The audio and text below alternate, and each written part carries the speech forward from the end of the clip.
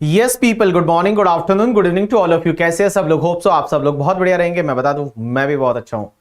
तो भैया, जिसका इंतजार था, that is the revision lecture applicable for May November 2024। So let's start with the revision lecture for your examination. तो CA intermediate student, new syllabus student for the May November 2024, ये रहे आपके लिए रिवीजन लेक्चर। सबसे पहला topic है that is basic and tax rate. इस topic में कुछ चेंजेस है इस बार, क्या क्या चेंजेस है वो भी मैं आपको बताऊंगा और इस टॉपिक को पूरे को रिवाइज करेंगे। तो सबसे पहली चीज ये है कि हम पढ़ने वाले हैं इनकम टैक्स लॉ। क्वेश्चन ये आता है इनकम टैक्स कौन सी गवर्नमेंट लेती है। तो मैं बता दूं, इनकम टैक्स है वो सेंट्रल गवर्नमेंट लेती है अदर देन एग्रीकल्चर इनकम। लेकिन इनकम टैक्स लेने के लिए गवर्नमेंट के पास पावर होना चाहिए। ये पावर कहां दे रखा है?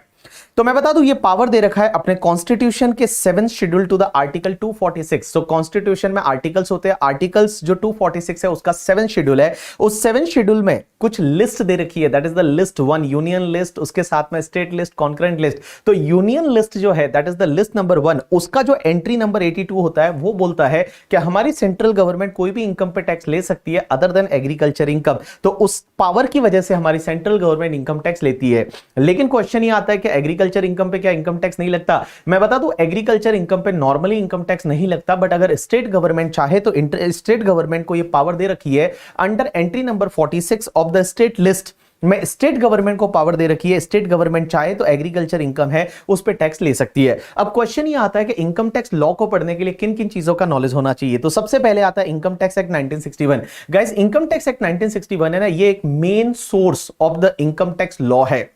कुल मिला के ये क्रिकेट टीम जो है उसका कैप्टन है कौन? रोहित शर्मा है। और इनकम टैक्स एक्ट में हर चीज दे रखी है कि भैया आपका टोटल इनकम कैसे डिटरमाइन होगा, उसके साथ साथ में आपकी टैक्स लायबिलिटी कैसे आएगी, उसके बाद में आपका असेसमेंट प्रोसीजर कैसे होगा, ये सब दे रखा है इनकम टैक्स एक्ट में। और इनकम टैक्स एक्ट एप्लीकेबल होता है 1 अप्रैल 1962 से। 1 अप्रैल 1962 means assessment year 62, 63 and previous year 61, 62 से ये इनकम टैक्स एक्ट 1961 है वो एप्लीकेबल होता है। अब एक बात समझना, इनकम टैक्स रूल्स 1962 क्या होता है? तो इनकम टैक्स रूल्स क्या करता है? इनकम टैक्स एक्ट को सपोर्ट करने के लिए बनाया जाता है।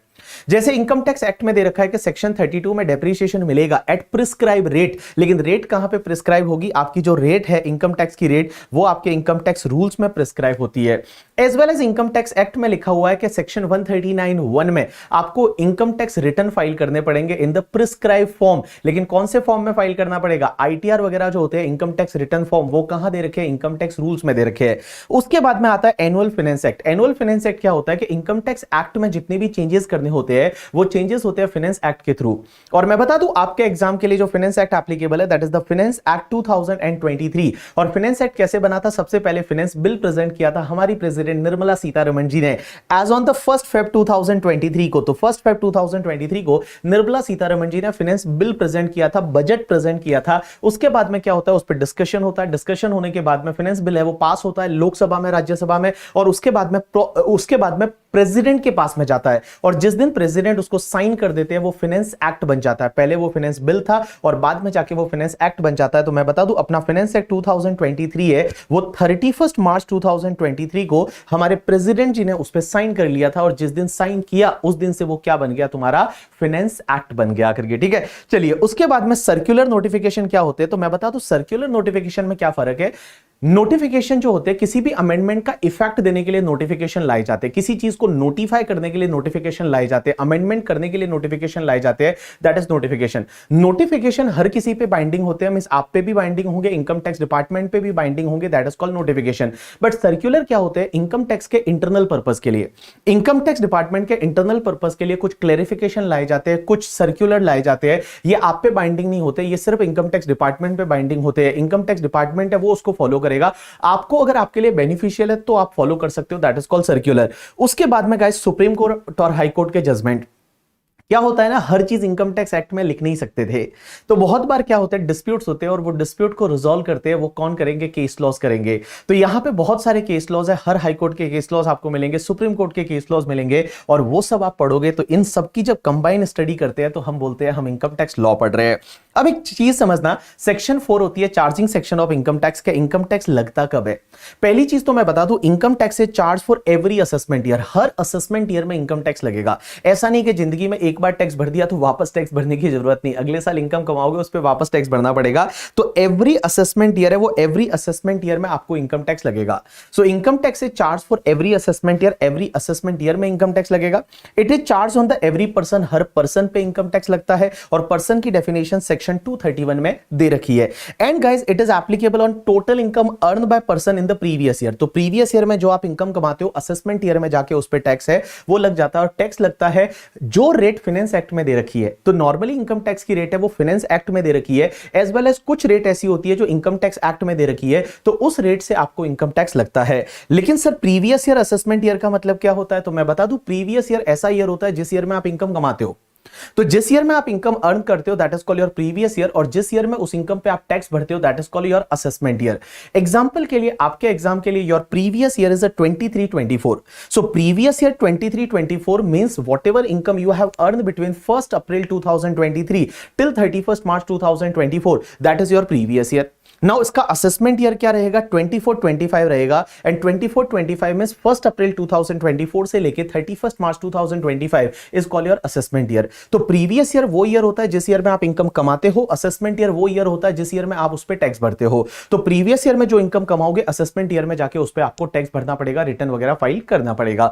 असेसमेंट ईयर हमेशा ध्यान रखना ऑलवेज 12 मंथ का होता है, लेकिन प्रीवियस ईयर आपका 12 मंथ से कम हो सकता है। कौन से केसेस में 12 मंथ से कम हो सकता है? अगर आपने कोई नया बिजनेस चालू किया है, अगर आपने कोई नया बिजनेस चालू किया है या नया सोर्स ऑफ इनकम है वो आपका इमर्ज हुआ है, तो उस पर्टिकुलर केस में आपका प्रीवियस ईयर है वो प्रीवियस ईयर 12 मंथ से कम का हो सकता है। फॉर एन एग्जांपल, आपने जो न्यू बिजनेस चालू किया वो 10 दिसंबर 2023 से चालू किया, तो आपका प्रीवियस ईयर 10 दिसंबर 2023 से चालू होगा एंड 31 मार्च 2024 तक आपका प्रीवियस ईयर है वो कंप्लीट हो जाएगा। तो मैंने क्या बोला कि प्रीवियस ईयर नॉर्मली तो 12 मंथ का होता है, लेकिन यहां पे बेटा 12 मंथ से कम का हो सकता है। अगर आपने कोई नया बिजनेस चालू किया, नया सोर्स ऑफ इनकम है वो अगर आया है, तो उस केस में आपका प्रीवियस ईयर उस डेट से चालू होगा जिस डेट को आपका नया बिजनेस चालू हुआ या नया सोर्स ऑफ इनकम है वो आपका मार्केट में आया। उसके बाद में डेफिनेशन आती है पर्सन की, कि सर पर्सन किसको बोलते हैं? तो मैं बता दूं यहां पे टोटल 7 पर्सन है। तो पर्सन की डेफिनेशन में कौन कौन आएगा? सबसे पहले इंडिविजुअल अननेचुरल पर्सन, एचयूएफ आएगा। उसके बाद में कंपनी है, partnership firm including the LLP, AOP, BOI, local authority and artificial juridical person, ये तुम्हारे पर्सन की डेफिनेशन में आते हैं। लेकिन सर एक बात बताइए, असेसी कौन होगा? तो पर्सन रिक्वायर्ड टू पे द टैक्स और any other sum under the income tax law, that is called your assessee. कि उस पर्सन को, जो पर्सन को इनकम टैक्स एक्ट में कुछ भी टैक्स भरना है या कोई भी सम पे करना है, पेनल्टी वगैरह पे करना है, फीस वगैरह पे करना है, वो तुम्हारे असेसी की डेफिनेशन में आ जाएगा। तो मैं बता दूं every assessee is a person but every person is not a assessee. So आप लोग है वो पर्सन है, बिकॉज आप इनकम टैक्स तो भर नहीं रहे, तो आप पर्सन है बट आप असेसी नहीं है। बट मैं जो हूं, मैं पर्सन भी हूं, मैं असेसी भी हूं, क्योंकि मैं टैक्स भरता हूं तो मैं पर्सन भी हूं, मैं असेसी भी हूं करके। अब एक चीज समझना, नॉर्मली क्या होता है, जिस ईयर में आप इनकम कमाते हो that is called your previous year, और असेसमेंट ईयर में जाके आपको रिटर्न फाइल करना पड़ता है, असेसमेंट ईयर में जाके आपको टैक्स भरना पड़ता है। बट गाइस मैं बता दूं यहां पे 5 एक्सेप्शनल केसेस है, देयर आर 5 एक्सेप्शनल केसेस। वहां पे क्या होता है कि प्रीवियस ईयर में आप इनकम कमा रहे हो और प्रीवियस ईयर में ही आपको टैक्स भरना पड़ेगा। मींस प्रीवियस ईयर में आपने इनकम कमाया, प्रीवियस ईयर में ही टैक्स भरना है, प्रीवियस ईयर में ही आपको अपना इनकम टैक्स रिटर्न फाइल करना पड़ेगा, असेसमेंट ईयर तक रुकने की जरूरत नहीं है। ऐसा कौन कौन से केसेस में होता है? तो कुछ केसेस ऐसे होते हैं जिसमें प्रीवियस ईयर में ही आपको टैक्स भरना पड़ेगा, प्रीवियस ईयर में ही आपको अपना रिटर्न फाइल करना पड़ेगा। ये 5 केसेस में सबसे पहला, तो अगर कोई नॉन रेजिडेंट का शिपिंग बिजनेस है, आप समझिए एक नॉन रेजिडेंट है बांडिया करके, ठीक है, और वो बांडिया कहां से है? फॉर एन एग्जांपल ऑस्ट्रेलिया से है। तो ऑस्ट्रेलिया से वो शिप लेके आया, चुक चुक चुक चुक चुक वो इंडियन पोर्ट पे आया और इंडियन पोर्ट से वापस जा रहा है। एक बात बताओ, अपने को क्या पता वो असेसमेंट ईयर में वापस आएगा या नहीं? क्योंकि पता नहीं ना वो बांडिया वापस आएगा या नहीं आएगा नॉन रेजिडेंट, तो उस बांडिया को वहीं पे पकड़ लिया जाता है इंडियन पोर्ट पे, मुंबई पोर्ट पे जो है उस पे पकड़ा, बोला ए भाई तू यहां से जा रहा है, जो इनकम कमाया है तूने भाड़ा वाड़ा लिया है ना, उस पे जो टैक्स आता है अभी भर के जा, अभी का अभी अपना रिटर्न फाइल करके जा। That is the section 172 non resident का शिपिंग बिजनेस। बेटा एक बात बताऊं, ये जो सेक्शन है ये मैंडेटरी सेक्शन है। जब इंडिया से बाहर कोई भी शिप जा रही है, जैसे नॉन रेजिडेंट है, वो शिप लेके इंडियन पोर्ट पे आया और इंडियन पोर्ट जैसे ही छोड़ के जाने वाला होता है ना, उसको धाप दिया जाता है, बोला इधर कहां जा रहा है करके, ठीक है, उसको धाप लिया जाता है और उसको बोला जाता है तू टैक्स भर के जाएगा। दैट इज द सेक्शन 172 करके। उसके बाद एक सेक्शन होती है 174, that is person living India permanently. अब एक बात समझना, इसमें क्या होता है, एओ को लग जाता है, जैसे ऊपर वाली सेक्शन है ना वो तो मैंडेटरी है, लेकिन ये जो बाकी जितनी भी सेक्शन है ना उसमें ये लिखा होगा कि अगर एओ को ऐसा लगता है, एओ को ऐसा लगता है कि कोई बंदा प्रीवियस ईयर में इनकम कमाया और प्रीवियस ईयर में इंडिया से बाहर जाने वाला है और वापस आने का उसका कोई इंटेंशन नहीं है करके, ठीक है, एकदम विजय माल्या बनने वाला है करके, ठीक है, तो जैसे ही विजय माल्या बनने वाला है तो उसको पकड़ लिया जाता है, कहां जा रहा है करके, तू अभी का भी टैक्स भर के जा, अभी का भी रिटर्न फाइल कर, तो उसको प्रीवियस ईयर में ही क्या करना पड़ेगा, रिटर्न फाइल करना पड़ेगा। उसके बाद सेक्शन 174A क्या बोलती है कि अगर आपने कोई AOP BOI artificial juridical person है, वो आपने किसी पर्टिकुलर इवेंट के लिए बनाया था, पर्टिकुलर पर्पस के लिए बनाया जा, और वो पर्पस आपने कंप्लीट कर दिया, पर्पस आपने कंप्लीट कर दिया, तो उस पर्टिकुलर केस में क्या करोगे, आप उसको डिसॉल्व कर दोगे। तो ऐसा हो सकता है एओ बोले कि इसका जो इनकम है उस पर टैक्स अभी भरो। जैसे फॉर एन एग्जांपल मान लो डांडिया का फेस्टिवल था और डांडिया के फेस्टिवल में हमने क्या सोचा कि हम डांडिया बेचेंगे, हम डांडिया बेचेंगे, पानी की बोतल बेचेंगे, मान लो वो जो डांडिया में पहनने के कपड़े आते हैं वो हम बेचेंगे, हमने ये सोचा, ठीक है, और हमने एओपी बीओआई बना लिया, 10 दोस्तों ने मिलकर एओपी बीओआई बनाया, डांडिया का फेस्टिवल कंप्लीट हुआ और उस एओपी बीओआई को हमने डिसॉल्व कर दिया। तो असेसमेंट ईयर में टैक्स नहीं भरना, हो सकता है असेसिंग ऑफिसर आपको बोले इधर देख इधर, ये अभी का अभी टैक्स इसी साल में आप भर दो, that is the section 174A। उसके बाद एक सेक्शन होती है 175 क्या बोलता है, person likely to transfer property to avoid tax. जैसे मान लो कोई पर्सन ऐसा है जो इंसॉल्वेंट होने वाला है, तो वो इंसॉल्वेंट होने से पहले क्या करेगा पता है, कि फटाफट जो प्रॉपर्टी है वो किसी ना किसी को औने पौने दाम में बेच देगा, कम दाम में बेच देगा, अपने रिलेटिव को ट्रांसफर कर देगा एंड ऑल। तो अगर एओ को लग जाता है कि प्रॉपर्टी वगैरह ट्रांसफर करके आगे जाके हो सकता है खुद को इंसॉल्वेंट डिक्लेयर कर दे, दिवालिया डिक्लेयर कर दे, तो उसको बोल सकते हैं कि भाई तू ऐसा मत कर और प्रीवियस ईयर में जो इनकम है उस पर प्रीवियस ईयर में ही तू टैक्स भर दे, प्रीवियस ईयर में ही अपना रिटर्न फाइल कर दे। एंड लास्ट सेक्शन होती है 176, दैट इज डिसकंटिन्यूड बिजनेस। अगर मान लो आपका पहले से कोई बिजनेस चला आ रहा था और इस साल में आपने बिजनेस बंद कर दिया, अगर आपने इस साल में बिजनेस बंद कर दिया, बिजनेस या प्रोफेशन इस साल में बंद कर दिया और असेसिंग ऑफिसर को लगता है, तो असेसिंग ऑफिसर आपको बोलेगा कि जो बिजनेस आपने बंद कर दिया तो प्रीवियस ईयर में ही आप इसका इनकम टैक्स रिटर्न फाइल कर दीजिए, प्रीवियस ईयर में ही आप इस पे टैक्स भर दीजिए, ऐसा असेसिंग ऑफिसर है वो बोल सकता है। यू गॉट माय पॉइंट और नॉट? यस। सो ये ऐसे केसेस है जिसमें प्रीवियस ईयर में आप इनकम कमाते हो, प्रीवियस ईयर में ही टैक्स भरना पड़ेगा। मींस प्रीवियस ईयर 23-24 में इनकम कमाया, वो ही तुम्हारा असेसमेंट ईयर 23-24 भी बन जाएगा और उसी टाइम आपको क्या करना पड़ेगा, टैक्स भरना पड़ेगा। That is the some exceptional cases. इससे रिलेटेड आपको एमसीक्यू में या फिर 3-4 मार्क का क्वेश्चन है वो आ सकता है करके। अब बात करते हैं हम बेसिक कॉन्सेप्ट के बाद कि आपके एग्जाम के लिए टैक्स रेट क्या एप्लीकेबल है। तो मैं बता दूं आपका एग्जाम मई नवंबर 2024 के लिए फाइनेंस एक्ट 2023 एप्लीकेबल है और फाइनेंस एक्ट 2023 के हिसाब से आपके लिए टैक्स रेट है, वो टैक्स रेट कौन सी एप्लीकेबल है। एक बात बताओ, टैक्स रेट दो तरह की होती है, one is the general tax rate और जनरल टैक्स रेट मींस ये slab rate and all, and one is the special tax rate. General tax rate क्या होता है, जैसे यहां पे जो दे रखी है ना, this is the general tax rate, like up to 2,50,000 there is no tax, 2,50,000 to 5,05%, that is general tax rate. But guys special tax rate क्या होती है, जैसे आपको पता रहेगा long term capital gain share market वाला 112A वाला taxable at the rate 10% in excess of the 1 lakh, that is the special tax rate. Short term capital gain on the share market 15% 111A, long term capital gain property वगैरह का 20%, winning का income 30%, that is called your special tax rate. पहले हम बात करते हैं general tax rate की, ठीक है, उसके बाद हम बात करेंगे स्पेशल टैक्स रेट की। अगर मान लो एग्जाम में क्वेश्चन आता है कि जनरल टैक्स रेट कहां दे रखी है एंड स्पेशल टैक्स रेट कहां दे रखी है, तो एक चीज ध्यान रखना, जनरल टैक्स रेट होती है ना, ये जनरल टैक्स रेट दे रखी होती है फाइनेंस एक्ट में। तो जो फाइनेंस एक्ट 2023 है उसमें ये जनरल टैक्स दे रखी है, लेकिन स्पेशल टैक्स रेट कहां दे रखी है, इनकम टैक्स एक्ट 1961 में। तो जो सेक्शन 111A होती है, 112A होती है, 112 होती है, आपकी विनिंग पे 30%, वो सब कहां दे रखी है, इनकम टैक्स एक्ट 1961 में दे रखी है।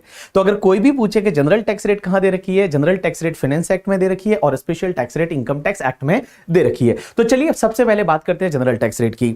तो जनरल टैक्स रेट में लॉ मेकर्स बोलते हैं कि in case of the individual HUF AOP BOI artificial juridical person, so individual HUF AOP BOI artificial juridical person, इनके केस में भले ये रेजिडेंट है या नॉन रेजिडेंट है, स्लैब रेट लगेगा। Means up to 2,50,000 there is no tax, 2,50,000 तक dash पे dash, 2,50,000 to 5 lakh 5%, 5 lakh to 10 lakh 20%, more than 10 lakh 30%। तो मैंने क्या बोला कि individual HUF AOP BOI artificial juridical person, भले वो रेजिडेंट है या नॉन रेजिडेंट है, अप टू 2,50,000 कोई टैक्स नहीं लगता, दैट इज बेसिक एग्जेम्पशन।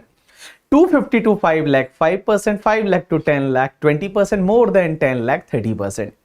लेकिन एक चीज समझना, अगर कोई सीनियर सिटीजन है, यहां सीनियर सिटीजन का मतलब होता है कि एक तो रेजिडेंट इंडिविजुअल होना चाहिए और जिसका एज प्रीवियस ईयर में 60 ईयर्स या उससे ज्यादा हो चुका है।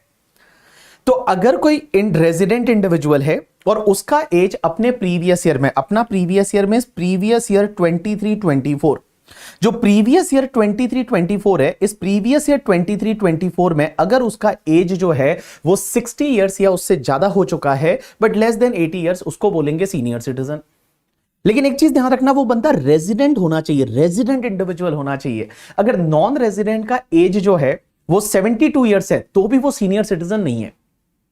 तो सीनियर सिटीजन होने के लिए, ए बाबू, सीनियर सिटीजन होने के लिए ये रेजिडेंट होना चाहिए, रेजिडेंट इंडिविजुअल एज 60 ईयर्स और more in the previous year.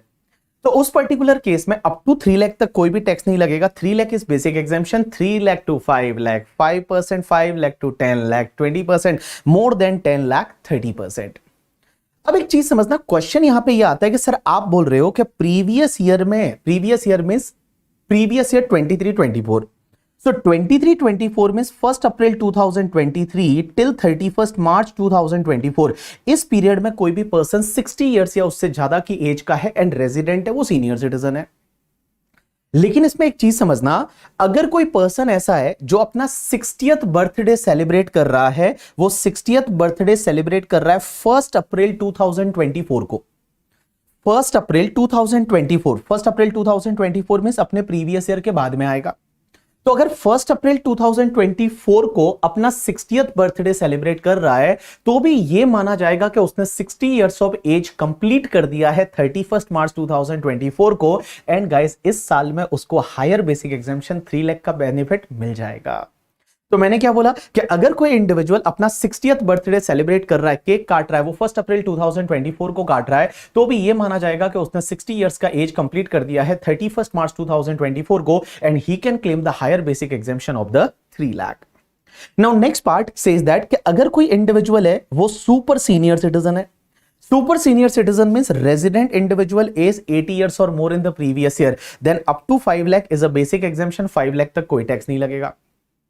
Guys 5 lakh से लेके 10 lakh 20%, more than 10 lakh 30%, means यहां पे सीधा 20% एंड 30% का स्लैब रेट है, यहां पे 5% वाला स्लैब रेट नहीं है।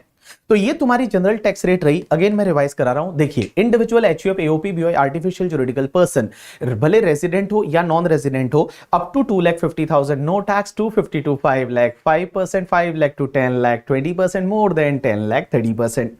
Senior citizen means resident individual age 60 years or more in the previous year, up to 3 lakh there is no tax, 3 lakh to 5 lakh 5%, 5 lakh to 10 lakh 20%, more than 10 lakh 30%. Super senior citizen resident individual age 80 years or more in the previous year, up to 5 lakh there is no tax, 5 lakh to 10 lakh 20%, more than 10 lakh 30%. But एक चीज ध्यान रखना, अगर कोई individual अपना 60th या 80th birthday celebrate कर रहा है 1 अप्रैल 2024 को, तो यह माना जाएगा कि he has completed the age of the 60 years और 80 years on the 31 March 2024 and current previous year 23-24 के लिए उसको हायर बेसिक एग्जाम्पशन का बेनिफिट मिल जाएगा। अब एक चीज समझना, एक कॉन्सेप्ट आता है सरचार्ज, कि सर सरचार्ज कितना लगेगा। तो आप इधर देखना, मेरी तरफ सब लोग ध्यान दो। सरचार्ज कितना लगेगा? Surcharge depends on your total income. क्या आपकी टोटल इनकम कितनी है? टोटल इनकम का मतलब पांचों हेड की total income, that is called gross total income, minus deduction under chapter 6 से आप लेस कर दीजिए, आपको मिलेगा टोटल इनकम, या जिसको आप नेट टैक्सेबल इनकम बोल सकते हो। If your total income is up to 50 lakh तो आपको कोई सरचार्ज नहीं लगेगा। इधर देखिए, सब लोग इधर देखिए। If your total income means आपकी जो टोटल इनकम है नेट टैक्सेबल इनकम, वो net taxable income up to 50 lakh है, तो गाइस आपको कोई सरचार्ज नहीं लगेगा। But suppose if your total income is more than 50 lakh, 50 lakh से ज्यादा है एंड अप टू 1 करोड़ है, तो आपको सरचार्ज लगेगा 10% की रेट से। If your total income is more than 1 crore and up to 10 crore है, तो आपको सरचार्ज लगेगा 50, sorry not more than 1 crore up to 10 crore नहीं, more than 1 crore up to 2 crore है, तो आपको सरचार्ज लगेगा 15%। If your total income is more than 2 crore up to 5 crore है, तो आपको सरचार्ज लगेगा 25%। And guys, if your total income is more than 5 crore तो सरचार्ज लगेगा 37%। तो मैंने क्या बोला, सरचार्ज कितना लगेगा? तो surcharge depends on your total income. If your total income is up to 50 lakh there is no surcharge. If your total income more than 50 lakh up to 1 crore, then 10%. More than 1 crore up to 2 crore, then 15%. More than 2 crore up to 5 crore, then 25%. And more than 5 crore, then 37% surcharge on the tax. और surcharge किस पे लगेगा? Tax पे लगेगा। First आप tax calculate कर दीजिए और उस टैक्स पे वापस आपको ऐड करना है सरचार्ज। तो टैक्स जो आएगा उसका आपको 10%, 15%, 25%, 37% एज द केस में भी आपको क्या करना पड़ेगा? ऐड करना पड़ेगा। लेकिन बेटा एक चीज समझना, कुछ 4 स्पेशल इनकम होती है। स्पेशल इनकम कौन सी? जो शेयर मार्केट से रिलेटेड होती है। एक तो आपका long term capital gain 112A वाला जो 10% से टैक्सेबल होता है। एक short term capital gain 111A वाला जो कि 15% से टैक्सेबल होता है। एक तुम्हारा डिविडेंड का इनकम जो कि नॉर्मल टैक्स रेट से टैक्सेबल होता है। ये तो शेयर मार्केट वाली 3 चीजें हो गई। One is the LTCG 112A, STCG 111A and dividend that is from share market. And guys एक तुम्हारा कोई भी दूसरा लॉन्ग टर्म कैपिटल गेन है। कोई भी दूसरा लॉन्ग टर्म कैपिटल गेन में प्रॉपर्टी वगैरह बेचने से उस पर 20% से टैक्सेबल होता है। एक चीज ध्यान रखना, ये 4 तरह की इनकम ऐसी है जिसपे मैक्सिमम सरचार्ज 15% हो सकता है, उस पे 25% एंड 37% का सरचार्ज नहीं आएगा। तो ये 4 इनकम ऐसी है, ये जो 4 इनकम है वो ऐसी है। कौन सा? लॉन्ग टर्म कैपिटल गेन 112 है, शॉर्ट टर्म कैपिटल गेन 111 है, long term capital gain 112 and dividend का इनकम। गाइस ये 4 स्पेशल इनकम ऐसी है, कितना भी इनकम हो उस पे मैक्सिमम सरचार्ज है वो 15% हो सकता है उसके टैक्स पे, उससे ज्यादा सरचार्ज नहीं आएगा। मींस 25% एंड 37% ये सरचार्ज आपका नहीं लगेगा। अब एक चीज समझना, अगर मान लो यहां पे मैंने बहुत बढ़िया तरीके से दे रखा आपको कैसे ध्यान देने का, ठीक है। देखिए सबसे पहले अगर आपकी total income up to 50 lakh है तो कोई सरचार्ज आएगा ही नहीं। टोटल इनकम अगर आपकी 50 लाख से ज्यादा है, अप टू 1 करोड़ है, तो जो भी टैक्स आएगा उस पर आप 10% सरचार्ज ले लीजिए। अगर टोटल इनकम आपकी 1 करोड़ से ज्यादा है, अप टू 2 करोड़ है, तो जो भी टैक्स आएगा उस पर आप 15% सरचार्ज ले लीजिए। लेकिन यहां पे अब देखो एंटिक चीजें है, आपकी टोटल इनकम है वो मोर देन 2 करोड़ है। मींस आपकी टोटल इनकम 2 करोड़ से ज्यादा हो गया तो सरचार्ज कितना होना चाहिए? 25%। बट रुको, यहां पे क्या लिखा है? अगर आपकी टोटल इनकम है वो मोर देन 2 करोड़ है and it include the dividend capital gain 111A, 112A और 112 मींस स्पेशल इनकम है उसमें करके, ठीक है, स्पेशल इनकम है। तो आप एक काम करो, जो ये स्पेशल इनकम पे टैक्स आएगा उस पे सरचार्ज लेना है 15%, because maximum surcharge special income के टैक्स पे 15% होगा। अब आपको ये देखना है कि रिमेनिंग इनकम कितना है। आपका जो रिमेनिंग इनकम, इस स्पेशल इनकम को हटा दो और रिमेनिंग इनकम देखो कितना है। अगर रिमेनिंग इनकम जो है वो रिमेनिंग इनकम अगर अप टू 2 करोड़ ही है तो रिमेनिंग इनकम के पे जो टैक्स आएगा ना उस पे भी सरचार्ज आपको 15% लेना है। लेकिन जो रिमेनिंग इनकम है, इस इनकम स्पेशल इनकम को छोड़ के जो रिमेनिंग इनकम है वो itself is more than 2 crore. वो रिमेनिंग इनकम ही अगर आपका 2 करोड़ से ज्यादा है तो रिमेनिंग इनकम पे जो टैक्स आएगा उस पे सरचार्ज आपको 25% लेना है। एंड रिमेनिंग इनकम अपने आप में अगर 5 करोड़ से ज्यादा है तो रिमेनिंग इनकम पे जो टैक्स आएगा उस पे आपको 37% सरचार्ज लेना है। तो देखो मैंने क्या बोला, आप देखो पहले टोटल इनकम। अगर total income is up to 50 lakh तो सरचार्ज आएगा ही नहीं, लेना ही नहीं है कुछ सरचार्ज। टोटल इनकम 50 लाख से ज्यादा है, अप टू 1 करोड़ है, तो 10% सरचार्ज ऐड कर दो, यहां तक कोई दिक्कत नहीं। अगर total income more than 1 crore up to 2 crore है तो आप 15% सरचार्ज ऐड कर दो, यहां तक भी कोई दिक्कत नहीं। बट बाबू अगर टोटल इनकम 2 करोड़ से ज्यादा है तो 2 करोड़ से ज्यादा है और अगर उसमें ये LTCG 112A, STCG 111A, LTCG and dividend का इनकम है तो इन इनकम पे जो टैक्स आएगा उस पे मैक्सिमम सरचार्ज 15% ऐड करो। अब आप देखो रिमेनिंग इनकम कितना है। रिमेनिंग इनकम अगर 2 करोड़ तक ही है तो रिमेनिंग इनकम पे टैक्स आएगा, उस पे भी सरचार्ज आप 15% ले लो। But remaining income is more than 2 crore up to 5 crore है तो रिमेनिंग इनकम पे जो टैक्स आएगा उस पे सरचार्ज है वो आप 25% लो। But remaining income itself is more than 5 crore तो रिमेनिंग इनकम पे जो टैक्स आएगा उस पे आपको 37% सरचार्ज ऐड करना है। यहां पे मैंने बहुत बढ़िया सी टेबल दे रखी है, जब आप ये टेबल देखोगे आपको और ज्यादा क्लैरिटी बैठ जाएगी। उसके बाद क्वेश्चन ये आता है कि सर एक बात बताइए, कंपनी के लिए टैक्स रेट क्या है? तो कंपनी के लिए मैं बताऊं, कंपनी के लिए टैक्स रेट क्या रहती है, दैट डिपेंड्स कि कंपनी कौन सी है। अगर कंपनी डोमेस्टिक कंपनी है या फॉरेन कंपनी है, डोमेस्टिक कंपनी है तो डोमेस्टिक कंपनी के लिए टैक्स रेट है वो आपकी नॉर्मली 30% रहती है। बट इफ डोमेस्टिक कंपनी का टर्नओवर है वो प्रीवियस ईयर 21-22 का turnover is up to 400 crore. Domestic company का प्रीवियस ईयर 21-22 का टर्नओवर है वो अगर अप टू 400 करोड़ है तो डोमेस्टिक कंपनी पे टैक्स है वो 25% की रेट से आएगा इस साल में। हम टैक्स कौन से ईयर के लिए निकाल रहे हैं? प्रीवियस ईयर 23-24 के लिए, बट डोमेस्टिक कंपनी के लिए टर्नओवर कौन से ईयर का देख रहे हैं? 21-22 का देख रहे हैं। तो 21-22 का turnover is up to 400 crore, तो डोमेस्टिक कंपनी का tax rate is 25%। But domestic company का अगर टर्नओवर है वो 400 करोड़ से ज्यादा है, या उस ईयर में डोमेस्टिक कंपनी था ही नहीं, तो उस पर्टिकुलर केस में डोमेस्टिक कंपनी का टैक्स रेट है वो 30%। फॉरेन कंपनी जो भी होती है ना, उसका टैक्स रेट होता है 40%। बट एक बात बताओ, कंपनी के केस में भी सरचार्ज लगता है।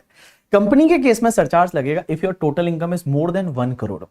एंड गाइस ध्यान रखना, if your total income is more than 1 crore up to 10 crore, तो डोमेस्टिक कंपनी के केस में सरचार्ज लगेगा 7%। And if your total income is more than 10 crore, then domestic company के केस में सरचार्ज लगेगा 12%। और वही फॉरेन कंपनी के केस में 2% एंड 5%। फॉरेन कंपनी के केस में सरचार्ज की रेट कम है। फॉरेन कंपनी के केस में सरचार्ज की रेट कम क्यों है? क्योंकि फॉरेन कंपनी के केस में आप देखोगे टैक्स रेट ऑलरेडी 40% है, तो सरचार्ज की रेट कम है। तो देखो सरचार्ज कैसे लगेगा, if your total income of the domestic company more than 1 crore up to 10 crore तो 7%, मोर देन 10 करोड़ है तो 12%, एंड फॉरेन कंपनी के केस में 2% एंड 5% की रेट से सरचार्ज आएगा। अब एक बात समझना, जो भी पार्टनरशिप फर्म है, एलएलपी है एंड लोकल अथॉरिटी है, उनके केस में टैक्स रेट क्या है? तो मैं बता दूं, partnership firm, LLP and local authority के केस में टैक्स रेट है वो 30% है। क्या यहां पे सरचार्ज लगता है? आंसर इज यस, यहां पे सरचार्ज लगेगा 12% की रेट से अगर आपका टोटल इनकम 1 करोड़ से ज्यादा है। अब एक चीज समझना, कोऑपरेटिव सोसाइटी के केस में टैक्स रेट क्या है? तो कोऑपरेटिव सोसाइटी जो होती है ना, उसके केस में टैक्स रेट कैसे दे रखा है? क्या देखो, अगर कोऑपरेटिव सोसाइटी का इनकम अप टू 10,000 है तो टैक्स रेट 10%। यहां कोई बेसिक एग्जेम्पशन नहीं है। 10,000 से लेके 20,000 तक टोटल इनकम है तो 20%, एंड 20,000 से ज्यादा है तो 30%। यहां सरचार्ज कैसे लगेगा? Same as domestic company. Means if your total income is more than 1 crore up to 10 crore then 7%, more than 10 crore then 12%। अब एक और चीज समझना, जो भी आप टैक्स निकालते हो उसमें सरचार्ज ऐड करते हो, उसमें फिर आपको ऐड करना पड़ेगा 4% health and education cess. So health and education cess है वो मैंडेटरी है, वो लगेगा ही लगेगा करके, आपका इनकम कितना भी हो, आपका टैक्स कितना भी हो, उससे फर्क नहीं पड़ता। जो भी टैक्स आएगा उस टैक्स में 4% की रेट से आपको हेल्थ एंड एजुकेशन सेस है वो लेना पड़ेगा। चलिए अब एक और चीज समझना, आपकी जो भी टोटल इनकम आती है ना और जो टैक्स लायबिलिटी आती है उसको राउंडेड ऑफ करना पड़ेगा in the nearest rupees of the 10। Means 10 के नियरेस्ट में आपको राउंडेड ऑफ करना है। अगर मान लो 1 2 3 4 है तो आप लोअर वाले 10 में आ जाइए, 5 6 7 8 9 है तो आप हायर वाले 10 में चले जाएंगे। जैसे मान लो 50,836 है तो आपको 840 लेना है, 835 है तो भी 840 लेना है, बट मान लो 833 है तो आपको 830 है वो आपको लेना पड़ेगा। उसके बाद मैंने कुछ एग्जांपल्स दे रखे हैं, ये एग्जांपल करोगे तो आपको समझ में आ जाएगा। अब एक कॉन्सेप्ट आता है मार्जिनल रिलीफ। ये मार्जिनल रिलीफ कहां लगता है? तो मैं बता दूं, मार्जिनल रिलीफ हर जगह लगेगा जहां जहां सरचार्ज लगता है। तो जहां जहां सरचार्ज लगता है वहां वहां मार्जिनल रिलीफ लगता है। बिकॉज बहुत बार ऐसा होता है कि सरचार्ज की वजह से आपका जितना इनकम बढ़ा ना, उस इनकम से ज्यादा आपका टैक्स बढ़ जाता है। Many time it's happen that कि आपका जो टैक्स है वो इनकम से भी ज्यादा बढ़ जाता है ड्यू टू द सरचार्ज। तो उस पर्टिकुलर केस में यहां पे गवर्नमेंट आपको मार्जिनल रिलीफ देती है। क्वेश्चन ये आता है कि मार्जिनल रिलीफ की सेक्शन क्या है? मैं बता दूं, मार्जिनल रिलीफ की कोई सेक्शन नहीं है। मार्जिनल रिलीफ का कॉन्सेप्ट है वो आपको जो दे रखा है वो दे रखा है कहां पे? आपके फाइनेंस एक्ट में ही एक प्रोवाइजो के फॉर्म में दे रखा है। तो वहां पे आपका कोई मतलब सेक्शन नंबर नहीं है इसका। अब ये मार्जिनल रिलीफ कैसे मिलेगा? जैसे मैं एक एग्जांपल लेता हूं कि जैसे एक कंपनी है, देखो उस कंपनी का टोटल इनकम 1 करोड़ 1 लाख है और कंपनी का टैक्स रेट है फॉर एन एग्जांपल 30%। तो 1 करोड़ 1 लाख पे टैक्स निकाला 30 लाख 30,000। अब डोमेस्टिक कंपनी है, इनकम 1 करोड़ 1 लाख है, तो यहां पे क्या आपको सरचार्ज लगेगा? Answer is yes, because income is more than 1 crore, तो surcharge is applicable at the rate 7%। आप इसमें 7% सरचार्ज को ऐड करते हैं तो 32,42,100 आता है, क्योंकि टैक्स प्लस सरचार्ज। अब एक चीज समझना, ये कंपनी बोलती है हमने गलती कर दी कि हमने इनकम 1 करोड़ 1 लाख कमाया। अगर हमने इनकम 1 करोड़ ही कमाया होता तो क्या होता? एक बात बताओ, अगर इनका इनकम 1 करोड़ ही होता तो उस पर टैक्स कितना आता? सिर्फ 30 लाख आता। उस पर टैक्स कितना आता? 30 लाख आता। क्या कोई सरचार्ज आता? क्या आंसर इज नहीं आता। तो कंपनी बोलती है हमने गलती कर दी, बहुत गलती कर दी। बिकॉज हम अगर इनकम 1 करोड़ ही कमाते तो हमारा टैक्स 30 लाख ही आता। हमने 1 करोड़ 1 लाख कमाया, हमारा टैक्स 32,42,100 आ रहा है। हमको नहीं चाहिए ये एक्सेस वाला 1 लाख। कंपनी बोलती है कि ये 1 लाख निर्मला सीतारमण जी, नरेंद्र मोदी जी आप ही रख लो, हमको नहीं चाहिए। तो भी हमारा 31 लाख होता है और आप यहां पे 32,42,100 ले रहे हो, ये तो गलत है ना। क्योंकि आप यहां पे देखोगे आपकी इनकम में जो इंक्रीमेंट हुआ वो कितने से हुआ, 1 लाख से हुआ, और उसकी वजह से आपके टैक्स में इंक्रीमेंट कितने से हुआ, 2,42,100 से हुआ। तो यहां तो टैक्स जो है वो ज्यादा बढ़ रहा है एज कंपेयर टू इनकम। तो यहां लॉ मेकर्स बोलते हैं डोंट वरी, हम आपको 140 to 100 का मार्जिनल रिलीफ दे देंगे और आपको ओनली 1 लाख रुपीस जो है वो हम चार्ज करेंगे, मींस आपसे 31 लाख रुपए चार्ज करेंगे। अब एक चीज समझना, एग्जाम में आपको क्या करने का कि जब भी आपकी इनकम, जैसे कंपनी के केस में little bit more than 1 crore है या little bit more than 10 crore है, individual HUF AOP BOI artificial juridical person के केस में लिटिल बिट मोर देन या तो आपका 50 लाख है या little bit more than 1 crore है, 2 करोड़ है, 5 करोड़ है, मींस जहां जहां सरचार्ज लगता है या सरचार्ज की रेट चेंज होती है, तो आपको क्या करने का, देखो जो भी इनकम आती है ना उस इनकम पे पहले आप टैक्स निकाल दो, उस टैक्स में आपको सरचार्ज है वो पहले ऐड कर दो, और सरचार्ज ऐड करने के बाद में आपको एक लाइन लिखने का जो मैं यहां बता रहा हूं। देखिए आपको एक लाइन लिखने का, ये सरचार्ज ऐड करने के बाद जो अमाउंट आता है उसके बाद ये लाइन लिखने का कि above amount is restricted to tax on 1 crore, means 1 crore ही इनकम होता तो टैक्स कितना आता वो ले लो, और प्लस कर दो NTI minus 1 crore, means 1 crore के ऊपर वाला जितना भी इनकम है वो as it is Modi ji को दे दो, निर्मला सीतारमण जी को दे दो।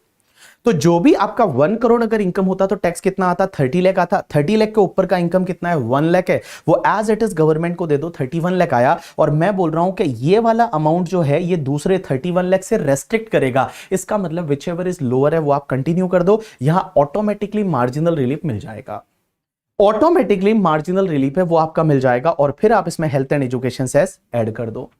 अब एक बात समझना, बहुत बार क्या होता है सरचार्ज की रेट चेंज होती है, जैसे individual HUF AOP BOI artificial juridical person में अगर 1 करोड़ से ज्यादा इनकम है तो आपके सरचार्ज की रेट है वो 10% की जगह 15 हो जाएगी। तो आप वहां पे क्या करोगे कि टैक्स ऑन द 1 करोड़ निकालोगे प्लस एडिशनल इनकम दे दीजिए करके, ठीक है। उसके बाद में अगर 2 करोड़ है तो टैक्स ऑन द 2 करोड़ और एडिशनल इनकम है वो गवर्नमेंट को दे दीजिए। तो यहां पे जहां जहां सरचार्ज लगता है ना उससे लिटिल बिट इनकम ज्यादा है, तो ये कॉन्सेप्ट फॉलो करने का, पहले क्या करने का, आप टैक्स निकालो, सरचार्ज ऐड करो, फिर अमाउंट लिखो, this amount is restricted to tax on 50 lakh, 1 crore, 2 crore, 5 crore, 10 crore, जो भी केस रहे करके, और फिर जो उससे ऊपर थोड़ा बहुत इनकम है वो एज इट इज गवर्नमेंट को दे दो, तो आपको मार्जिनल रिलीफ है वो ऑटोमेटिकली मिल जाएगा। फिर लास्ट में आपको हेल्थ एंड एजुकेशन से ऐसे वो आपको ऐड करना है। चलिए उसके बाद में एक सेक्शन आती है that is the rebate from tax of certain individual.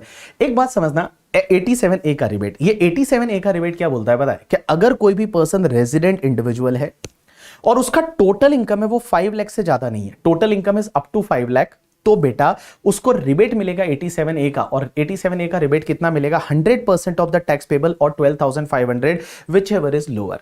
सो ये रिबेट किसको मिलता है, अगर आप रेजिडेंट इंडिविजुअल हो, मींस एचयूएफ कंपनी वगैरह किसी को नहीं मिलता, रेजिडेंट इंडिविजुअल को, और आपका टोटल इनकम 5 लाख से ज्यादा नहीं है, तो आपको 100% ऑफ टैक्स पेबल और 12,500 विच एवर इज लोअर का आपको रिबेट मिल जाएगा। एक और चीज समझना, यहां पे 5 लाख से अगर लिटिल बिट इनकम भी ज्यादा है तो भी यहां मार्जिनल रिलीफ नहीं मिलता, मार्जिनल रिलीफ है वो मार्जिनल रिलीफ आपको नहीं मिलेगा, यहां पे टैक्स भरना ही पड़ेगा। जैसे आपकी इनकम है वो 5 लाख होती तो टैक्स नहीं लगता, यहां 5,07,000 है तो आपको टैक्स आएगा 14,456 है वो आएगा, यहां मार्जिनल रिलीफ का कोई कॉन्सेप्ट नहीं है 87A रिबेट में। एक और चीज समझना, ये जो रिबेट है ना वो किसी भी टाइप की अगर आपकी इनकम है उसके टैक्स के सामने मिलेगा, कोई भी टाइप का इनकम हो। इसका एक एक्सेप्शन है 112A LTCG के सामने नहीं मिलता, 112A LTCG जो रहेगा उस पे जो टैक्स आएगा उसके सामने ये रिबेट नहीं मिलेगा, बाकी कोई भी आपका इनकम पे टैक्स है उसके सामने ये रिबेट मिल जाएगा। याद क्या रखना है, इंडिविजुअल होना चाहिए, रेजिडेंट होना चाहिए, इनकम अप टू 5 लाख, तो जो भी 100% ऑफ टैक्स और 12,500 विच एवर इज लोअर, ये दोनों एग्जांपल आप देख लीजिए। अब अपन चालू करते हैं बहुत ही इंटरेस्टिंग पार्ट, और यहां पे अमेंडमेंट है ऑल्टरनेटिव टैक्सेशन रिजिम।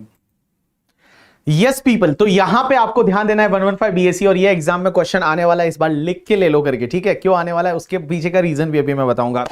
तो सेक्शन है 115 BAC, इस साल से पूरा अमेंड हो गया है बाय फाइनेंस एक्ट 2023, और ये सेक्शन क्या बोलती है समझने की कोशिश करना। पहली चीज तो now this section is applicable for individual HUF AOP BOI artificial juridical person, सबके लिए है, मींस कुल मिला के जिन के लिए स्लैब रेट लगता है। लास्ट ईयर तक क्या होता था, this section was applicable only for individual HUF, but now this section is applicable for individual HUF AOP BOI artificial juridical person. ये सेक्शन जो है कोऑपरेटिव सोसाइटी पे नहीं लगती है, कोऑपरेटिव सोसाइटी को छोड़ के बाकी कोई भी AOP BOI artificial juridical person, individual HUF, भले रेजिडेंट है नॉन रेजिडेंट है, अब ये सेक्शन लगेगी। ये सेक्शन बोलती है कि आपको स्लैब रेट कैसे चेंज हो जाएगा। स्लैब रेट में आपको 3 लाख का बेसिक एग्जेम्पशन मिलेगा, 3 लाख टू 6 लाख है उस पे आपको 5% tax rate, after that 6 lakh to 9 lakh है उस पर 10%, 9 लाख टू 12 लाख है उस पर 15%, 12 लाख टू 15 लाख है उस पे 20%, एंड गाइस 15 लाख से ऊपर रहेगा उस पे 30% टैक्स रेट, मींस 15 लाख तक यहां पे स्लैब रेट है। तो up to 3 lakh is a basic exemption, 3 lakh to 6 lakh है 5%, 6 लाख टू 9 लाख है 10%, 9 lakh to 12 lakh 15%, 12 lakh to 15 lakh 20%, and more than 15 lakh is a 30%। तो ये तुम्हारा स्लैब रेट रहेगा। इसको आप याद कैसे रखोगे, तो इधर ध्यान दीजिए, इधर आप 3 लाख रुपीज ऐड करते रहिए एंड यहां पे आप 5% ऐड करते रहिए, लेकिन लास्ट में ध्यान रखना यहां पे 10% का जंप है। तो यहां पे 3 लाख ऐड करिए, 3 लाख, 6 लाख, 9 लाख, 12 लाख, 15 लाख, मोर देन 15 लाख। एंड गाइस यहां पे जो जंप है, पहला नील, 5%, 10%, 15%, 20%, एंड यहां लास्ट वाला जो है वो 30%, मींस यहां 10% का लास्ट में जंप है। तो आप ऐसे याद रखिए ना कि 15 लाख से जो ऊपर रहेगा उस पर 30% है और पहले आप 5% है वो आप ऐड करिए, ठीक है। चलिए अब एक चीज समझना, यहां पे क्वेश्चन ये आता है कि सर आप बोल रहे हैं स्लैब रेट ये लगेगा, सर क्या ये इंडिविजुअल एचयूएफ एओपीबीवाई नॉन रेजिडेंट है तो भी ये लगेगा? Answer is yes. सर अगर सीनियर सिटीजन है, सुपर सीनियर सिटीजन है तो भी यही लगेगा? Answer is yes. भले वो सीनियर सिटीजन हो, भले वो सुपर सीनियर सिटीजन हो, तो भी आपको बेसिक एग्जेम्पशन है वो इस सेक्शन में 3 लाख का ही आएगा। लेकिन सर एक बात बताइए, स्पेशल रेट्स की इनकम कौन सी रेट से टैक्सेबल होगा? जैसे जो स्पेशल रेट्स होता है, एलटीसीजी 112 है 10% वाला, एसटीसीजी 111 है 15% वाला, एलटीसीजी जो है वो 20%, विनिंग है वो 30%। तो सर वो कौन सी रेट से टैक्सेबल होगा? गाइस जो टैक्स रेट है उसी रेट से टैक्सेबल होगा। मींस एलटीसीजी 112 है 10% से, एसटीसीजी 111 है 15% से, विनिंग का 30% से, एलटीसीजी है वो 20% से। तो जो स्पेशल रेट है उसी रेट से टैक्सेबल होगा। सर सरचार्ज लगेगा क्या? जब टैक्स रेट ये वाला लग रहा है, ये स्लैब रेट लग रहा है, तो सरचार्ज लगेगा? Answer is yes. सरचार्ज वैसे ही लगेगा जैसा पहले अपन ने सीखा है कि अप टू 50 लाख का इनकम है कोई सरचार्ज नहीं, 50 लाख से लेके 1 करोड़ तक है 10%, 1 करोड़ टू 2 करोड़ आपका इनकम है तो 15%। मींस आपका 50 लाख तक इनकम है कोई सरचार्ज नहीं, 50 लाख से लेके 1 करोड़ है 10%, 1 करोड़ टू 2 करोड़ है 15%, 2 करोड़ से ऊपर है 5 करोड़ तक तो 25%, एंड 5 करोड़ से ज्यादा है वहां 37% था। बाबू यहां पे 37% वाला सरचार्ज का रेट हटा दिया है, यहां 37% सरचार्ज नहीं लगेगा। Means if your income is more than 2 crore ना, देन मैक्सिमम सरचार्ज आपका यहां पे 25% लगेगा, 37% वाला सरचार्ज नहीं लगेगा। यह आपको ध्यान रखना है। यहां 37% वाला सरचार्ज है वो नहीं लगेगा, हेल्थ एंड एजुकेशन सेस है वो आपका 4% आएगा। एक और चीज समझना, अगर आप 115 बीएससी सेक्शन लेते हो और इस रेट से टैक्स भरते हो तो बेटा आपको एएमटी नहीं लगेगा। जो अल्टरनेट मिनिमम टैक्स होता है ना वो एएमटी नहीं लगेगा। एज वेल एज सर पुराना एएमटी क्रेडिट है उसका क्या करेंगे, वो लैप्स हो जाएगा। पुराना एएमटी क्रेडिट है वो लैप्स हो जाएगा, क्योंकि जब एएमटी लगी नहीं रहा है तो एएमटी क्रेडिट का क्या करोगे, अचार डालोगे, वो 15 ईयर्स तक कैरी फॉरवर्ड कर सकते हैं बट उसका कुछ भी नहीं होगा, वो लैप्स हो जाएगा। अब एक चीज समझना, अगर मान लो आप ये सेक्शन का बेनिफिट लेना चाहते हो 115 बीएससी का, तो आपको कुछ बलिदान देने पड़ेंगे, कुछ बलिदान देने पड़ेंगे, कुछ आहूतियां देनी पड़ेगी। सर क्या क्या बलिदान देने पड़ेंगे, क्या क्या आहूतियां देनी पड़ेगी? तो मैं आपको क्या करता हूं, हेड बाय हेड समझाता हूं। एक चीज समझना, सबसे पहले अगर मैं सैलरी की बात करूं तो सैलरी हेड में यू नो दैट एक सेक्शन 16 में डिडक्शन मिलता है। एक तो मिलता है एंटरटेनमेंट अलाउंस का, एक मिलता है प्रोफेशनल टैक्स का, तो वो डिडक्शन नहीं मिलेगा। जो एंटरटेनमेंट अलाउंस का डिडक्शन गवर्नमेंट एम्प्लॉय को मिलता है, प्रोफेशनल टैक्स का डिडक्शन सबको मिलता है, वो डिडक्शन आपको नहीं मिलेगा। एक चीज समझना सर, सेक्शन 16 में तो एक 50,000 का स्टैंडर्ड डिडक्शन भी मिलता है, वो मिलेगा या नहीं मिलेगा? बाबू वो मिलेगा। भले आप 115 बीएससी लो या 115 बीएससी नहीं लो, वो 50,000 का स्टैंडर्ड डिडक्शन जो सैलरी में मिलता है वो मिलता रहेगा, वो मिलेगा। ये अमेंडमेंट है, ध्यान देना बाबू लोगों, जिन्होंने लास्ट ईयर एग्जाम दिया था और इस बार वापस दे रहे हैं मई 2024 में, नवंबर 2024 में। याद रखना पहले क्या था, 115 बीएससी लेते थे तो वो 50,000 का स्टैंडर्ड डिडक्शन नहीं मिलता, बट अब मिलेगा। सिर्फ क्या नहीं मिलेगा सैलरी में, एक तो एंटरटेनमेंट अलाउंस का जो डिडक्शन गवर्नमेंट एम्प्लॉय को मिलता है वो नहीं मिलेगा, और दूसरा प्रोफेशनल टैक्स का जो डिडक्शन मिलता है वो नहीं मिलेगा। दूसरा आपको पता है leave travel concession, leave travel concession जो घूमने जाते हैं, बाय एयर गए तो इकोनॉमी क्लास का फेयर और actual expenditure which ever is lower, बाकी किसी भी मोड से गए तो रेलवे का फर्स्ट क्लास एसी फेयर है, जो आपका लीव ट्रेवल कंसेशन का एग्जेम्पशन मिलता है वो एग्जेम्पशन नहीं मिलेगा। उसके बाद जो एचआरए की एग्जेम्पशन है वो एचआरए की एग्जेम्पशन नहीं मिलेगी। उसके बाद आपको कोई भी अलाउंसेस की एग्जेम्पशन नहीं मिलेगी। अलाउंसेस की एग्जेम्पशन में आपको पता रहेगा, जैसे children hostel allowance 300 per month पर child, maximum 2 child, children education allowance 100 per month पर चाइल्ड, मैक्सिमम 2 चाइल्ड, वो सब एग्जेम्पशन नहीं मिलेगी। लेकिन बाबू 4 एग्जेम्पशन मिलेगी, मींस डीटीडीसी वाली 4 एग्जेम्पशन मिलेगी। डीटीडीसी कैसे याद रखोगे? पहले डी का मतलब होता है कि जो भी दिव्यांग एम्प्लॉय होता है ना, हैंडीकैप्ड एम्प्लॉय होता है, उसको पता है, उसको जो ऑफिस से घर के लिए ट्रांसपोर्ट अलाउंस या जिसको कम्यूटेशन अलाउंस बोलते हैं, उस पे एग्जेम्पशन मिलती है आपका 3200 पर मंथ का। तो मैक्सिमम 3200 पर मंथ का एग्जेम्पशन मिलता है, वो एग्जेम्पशन मिलता रहेगा। That is called your DTDC में डी का मतलब। उसके बाद दूसरा टी का मतलब होता है ट्रेवलिंग ऑन टूर अलाउंस। जो एम्प्लॉय ट्रेवलिंग ऑन टूर पे जाते हैं तो उनको जो अलाउंस मिलता है, जितना एक्चुअल एक्सपेंडिचर करते हैं उतना डिडक्शन मिलता है, वो मिलता रहेगा। उसके बाद डेली अलाउंस एंड उसके बाद कन्वेंस अलाउंस। तो बेटा मैं बताऊं, ये travelling on tour allowance, daily allowance and convince allowance में क्या होता है, जितना आप एक्चुअल में एक्सपेंडिचर करते हो उतना एग्जेम्पशन मिलता है, तो ये एग्जेम्पशन आपको मिलता रहेगा। तो यहां पे एक बात बताऊं मैं आपको, देखो अगर आप 115 बीएससी का बेनिफिट लेते हो, इस रेट से टैक्स भरते हो, तो आपको कुछ जो है वो बलिदान देने पड़ेंगे, कुछ आहुतियां देनी पड़ेगी। क्या क्या बलिदान देने पड़ेंगे? तो सबसे पहला बलिदान तो यह है कि आपको एंटरटेनमेंट अलाउंस, प्रोफेशनल टैक्स का जो डिडक्शन मिलता है सेक्शन 16 में, वो नहीं मिलेगा। लीव ट्रेवल कंसेशन, एचआरए की एग्जेम्पशन नहीं मिलेगी, किसी भी अलाउंसेस की एग्जेम्पशन नहीं मिलेगी, बट गाइस डीटीडीसी की एग्जेम्पशन मिलेगी। जो डीटीडीसी है, डीटीडीसी की मिलेगी एक तो दिव्यांग एम्प्लॉय के लिए कम्यूटेशन वाला, दूसरा तुम्हारा ट्रेवलिंग ऑन टूर अलाउंस करके, तीसरा तुम्हारा daily allowance and convince allowance, उसका एग्जेम्पशन मिलेगा। एक और चीज समझना बेटा, आपको पता है नॉर्मल केस में, आपको पता है जो आप ऑफिस में काम करते हो तो आपको पर मील ऑफिस में खाना दिया जाता है, तो 50 रुपीज तक का एग्जेम्पशन मिलता है। परक्यूजिट में 50 रुपीज तक का एग्जेम्पशन मिलता है। वो परक्यूजिट में 50 रुपीज तक का जो पर मील है वो एग्जेम्पशन नहीं मिलेगा अगर आप ये सेक्शन लेते हो। तो आप लिख लीजिए यहां पे कहीं पे कि जो भी आपका 50 रुपीज पर मील का एग्जेम्पशन परक्यूजिट में मिलता है वो नहीं मिलेगा if SSC opted the 115 BSc. Salary के बाद में हम बात करते हैं हाउस प्रॉपर्टी में। गाइस हाउस प्रॉपर्टी में जो सेल्फ ऑक्यूपाइड प्रॉपर्टी रहता है ना, उसमें यू नो दैट इंटरेस्ट का डिडक्शन मिलता है अप टू 2 लाख और 30,000। सो अप टू 2 लाख और 30,000 जो डिडक्शन मिलता है आपको, वो नहीं मिलेगा। जो अप टू 2 लाख या 30,000 का जो आपको डिडक्शन मिलता है वो आपको नहीं मिलेगा। सेल्फ ऑक्यूपाइड प्रॉपर्टी में इंटरेस्ट का डिडक्शन नहीं मिलेगा। तो सेल्फ ऑक्यूपाइड प्रॉपर्टी का जो इनकम रहेगा वो ऑलवेज नील रहेगा, कभी भी नेगेटिव नहीं आएगा, नील ही रहने वाला है। उसके बाद एक और चीज समझना, आपके लेट आउट प्रॉपर्टी या deem to be let out property, उसमें इंटरेस्ट का डिडक्शन मिलेगा, आंसर इज यस। लेकिन एक चीज समझना, लेट आउट प्रॉपर्टी और deem to be let out property में आपका नेगेटिव इनकम आया, मींस लॉस आया, तो उस लॉस को आप किसी और हेड से सेट ऑफ नहीं कर सकते। मींस नॉर्मली क्या होता है, हाउस प्रॉपर्टी हेड के लॉस किसी और हेड से सेट ऑफ हो सकते हैं अप टू 2 लाख रुपए, वो सेट ऑफ नहीं होंगे, मींस उसको आपको कैरी फॉरवर्ड ही करना पड़ेगा। हाउस प्रॉपर्टी हेड से सेट ऑफ हो सकता है बट किसी और हेड से सेट ऑफ है वो नहीं हो सकता है करके। उसके बाद में अगर मैं पीजीबीपी की बात करूं तो बेटा एक तो तुम्हारा 10AA जो एसईजेड वालों का जो डिडक्शन मिलता है ना, स्पेशल इकोनॉमिक जोन में अगर आपने इंडस्ट्री लगाई तो फर्स्ट 5 ईयर के लिए 100% ऑफ एक्सपोर्ट प्रॉफिट, दूसरे 5 ईयर के लिए 50% ऑफ एक्सपोर्ट प्रॉफिट, तीसरे 5 ईयर के लिए 50% ऑफ एक्सपोर्ट प्रॉफिट, और एसईजेड री इन्वेस्टमेंट रिजर्व में जितना पैसा डाला विचएवर इज लोअर, वो डिडक्शन आपको नहीं मिलेगा। 32(1)(2)A जो है वो आपको नहीं मिलेगा, जो एडिशनल डेप्रिसिएशन है उसका डिडक्शन नहीं मिलेगा। उसके बाद साइंटिफिक रिसर्च में जो डोनेशन वाली डिडक्शन है ना, वो नहीं मिलेगी। साइंटिफिक रिसर्च में आपको पता है, मैंने आपको बताया था, research association, institute, college, university को आप डोनेशन देते हो साइंटिफिक रिसर्च के लिए, सोशल स्टैटिस्टिकल रिसर्च के लिए, आईआईटी नेशनल लेबोरेटरी को डोनेशन देते हो तो उसका डिडक्शन मिलेगा, डोनेशन का डिडक्शन नहीं मिलेगा। बाकी बेटा आप अगर इन हाउस रिसर्च करते हो और 35(1)(1) का या 35(1)(4) का डिडक्शन ले रहे हो वो आपको मिल जाएगा, सिर्फ डोनेशन का डिडक्शन है वो आपको नहीं मिलेगा।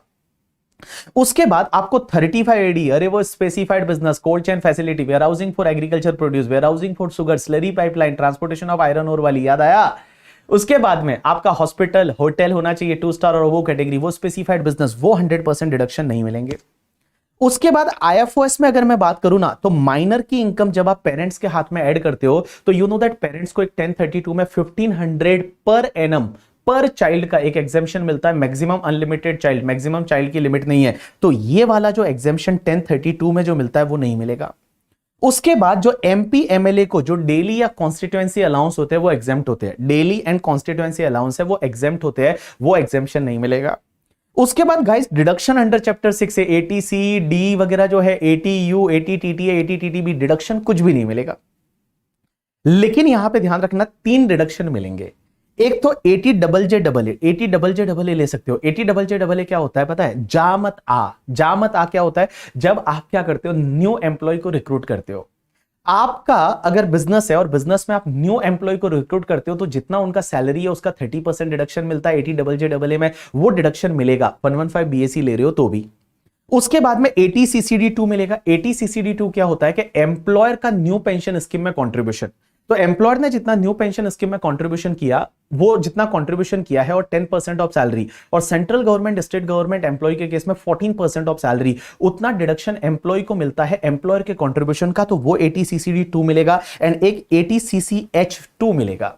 80CCH2 क्या है कि अगर अग्निवीर जो है, आपने देखा होगा अग्निवीर के बारे में, आपने बहुत सुना था, बीच में प्रोटेस्ट वगैरह हुए थे, तो अग्निवीर के लिए एक अग्निवीर कॉर्पस फंड बनाया है, उसमें गवर्नमेंट कंट्रीब्यूशन करती है, तो जो अग्निवीर रहेगा वो उसका डिडक्शन 80CCH2 में ले सकता है। तो बेटा भले 115 बीएससी लग रहा है तो भी ये डिडक्शन, 3 डिडक्शन मिलेंगे, 80JJAA, 80CCD2 एंड 80CCH2 है, ये मिलेगा। इसके अलावा कोई भी डिडक्शन अंडर चैप्टर 6 से नहीं मिलेगा।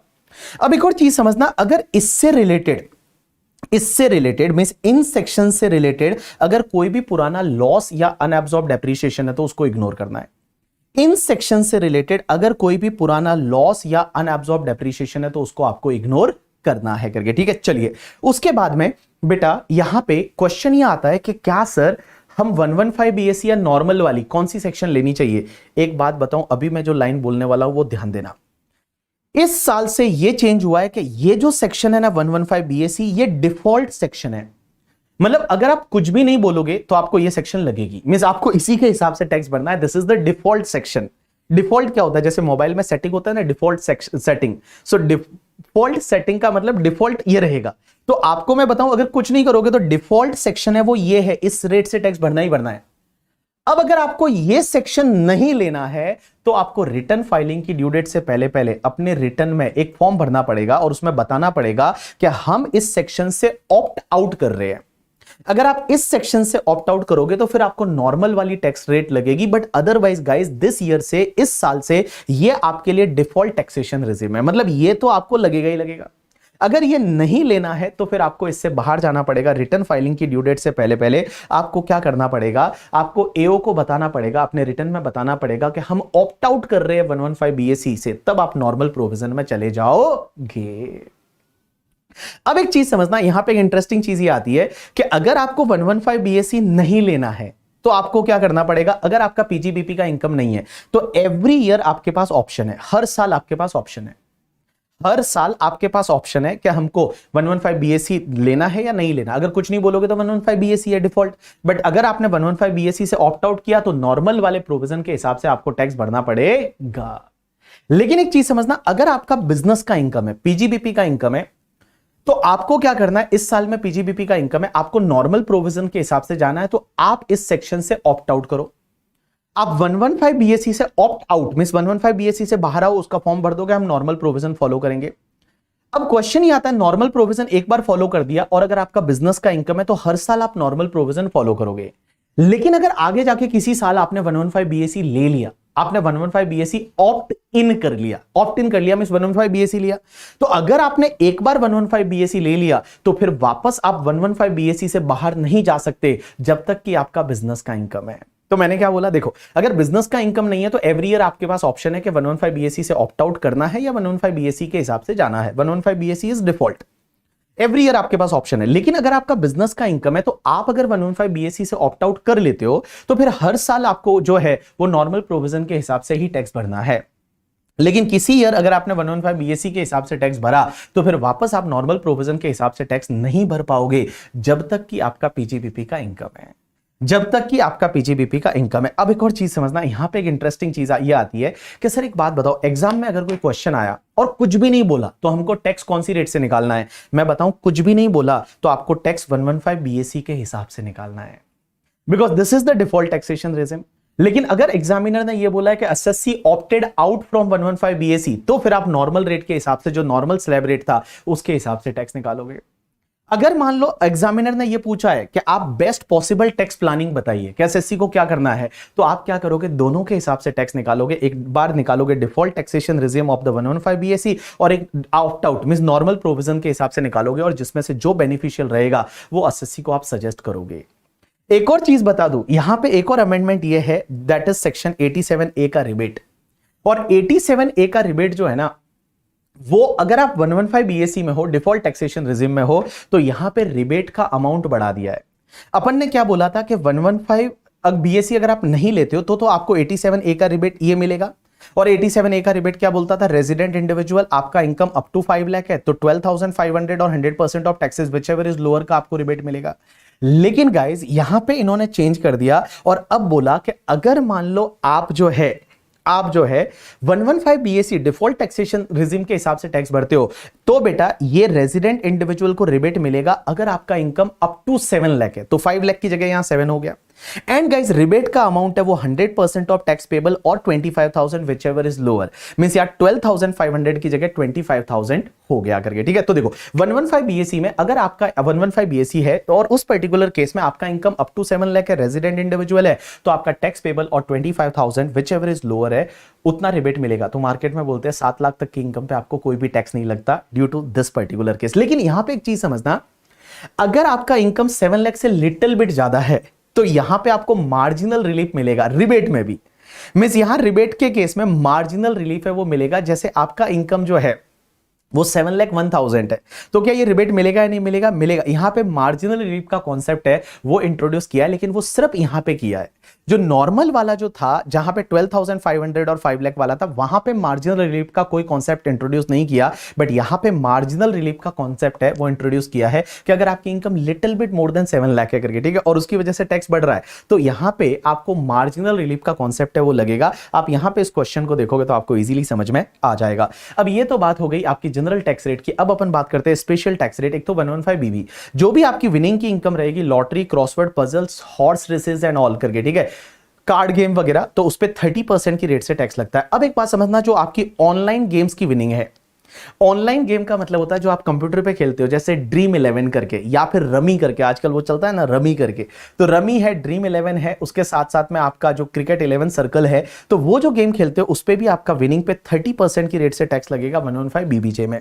एक सेक्शन होती है 115 बीबीई। 115 बीबीई क्या बोलती है कि जो इनकम आपकी सेक्शन 68 से लेकर 69 डी में टैक्सेबल हो रही है।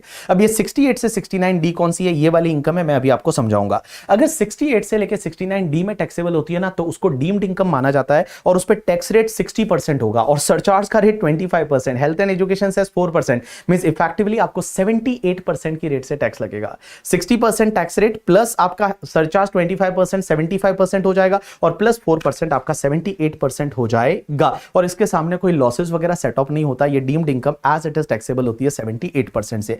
अब एक चीज समझना, ये जो स्पेशल रेट्स है ना, ये स्पेशल रेट्स की इनकम के सामने आपको कोई खर्चे का डिडक्शन नहीं मिलता, मींस ग्रॉस इनकम है वो टैक्सेबल होगी। इसके सामने कोई डिडक्शन अंडर चैप्टर 6 से है वो नहीं मिलता, एज वेल एज इसके सामने कोई भी बेसिक एग्जेम्पशन का बेनिफिट नहीं मिलता।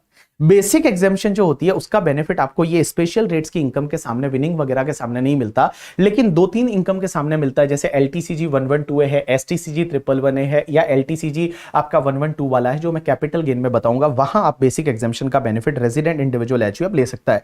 लेकिन सर एक बात बताओ, ये डीम्ड इनकम की जब आप बात कर रहे हो, सेक्शन 68 क्या है?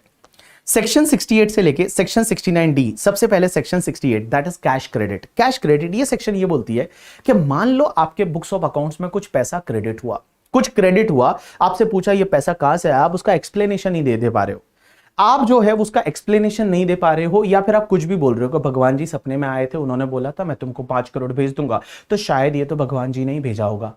इनकम टैक्स वाले बोलते हैं चुप, फटाफट इसमें से 78% है वो हमको टैक्स दे दो करके, ठीक है। तो 78% तो टैक्स लेते हैं और सीए फाइनल में मैं पढ़ाऊंगा, उस पे आपको 10% पेनल्टी और लगती है, ठीक है। तो कुल मिला के एक बात बताओ, कैश क्रेडिट क्या होता है कि आपके अकाउंट में कुछ पैसा आया और आप एक्सप्लेनेशन नहीं दे पा रहे हो, या एक्सप्लेनेशन दे रहे हो वो सेटिस्फैक्टरी नहीं है, तो वो आपका इनकम माना जाएगा इस सेक्शन में, और बेटा उस पे 78% टैक्स लगेगा। अब एक और चीज समझना, अगर मान लो आपने किसी से लोन लिया या बोरोइंग किया, मैंने मान लो किसी से लोन लिया, मैंने मान लो अपना एक बंदा है जिसका नाम है फैजान भाई, फैजान भाई से मैंने लोन लिया और मैंने बोला, मेरे को पूछा ये पैसा कहां से लाया, मैंने बोला फैजान भाई से लोन लिया। फैजान भाई को इनकम टैक्स ऑफिसर ने बुलाया, इनकम टैक्स डिपार्टमेंट में, बोला इधर आ फैजान, बोला ये पैसा कहां से लाया था, तूने कहां से कमाया था, बोला पता नहीं कहां से आया था करके, ठीक है। वो उसका एक्सप्लेनेशन दे ही नहीं पा रहा है। अगर फैजान भाई एक्सप्लेनेशन नहीं दे पा रहे तो ये माना जाएगा कि ये मेरा एक्सप्लेनेशन सेटिस्फैक्टरी नहीं है और मेरे हाथ में ये सेक्शन लग जाएगी और मुझे इस पे टैक्स भरना पड़ेगा 78%।